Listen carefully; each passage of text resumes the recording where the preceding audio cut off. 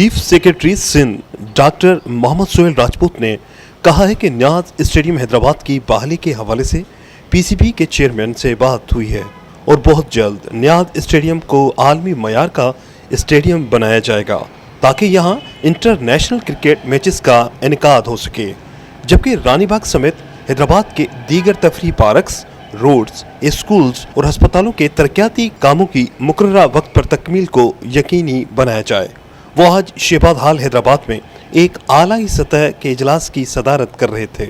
इस मौके पर उन्होंने मुतल्लिका महकमों के अफसरान को मुतनबा किया कि तरक्याती स्कीमों में ताखीरी हरबों को हरगिज बर्दाश्त नहीं किया जाएगा।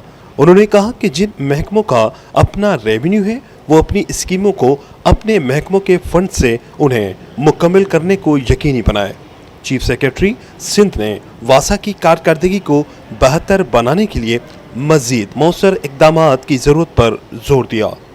उन्होंने कहा कि तरक्याती स्कीमों और उन पर अखराजात की तफसीलात उन्हें जल्द पेश करने की हिदायत की। उन्होंने कहा कि तरक्याती कामों के हवाले से सिस्टम में बेहतरी लाई जाए, बसूरत दीगर अफसरान के खिलाफ कार्रवाई की जाएगी।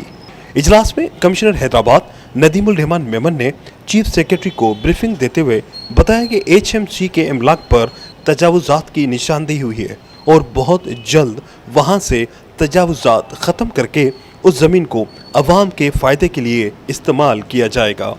डिप्टी कमिश्नर हैदराबाद फवाद गफार सुमरो ने चीफ सेक्रेटरी को मज़ीद ब्रीफिंग देते हुए बताया कि अब्दुल सत्तार ईदी रोड का 5 किलोमीटर हिस्सा मुकम्मल हो चुका है, जबकि दूसरे मरहले का काम फंड्स की किल्लत और तजावुजात की वजह से रुका हुआ है।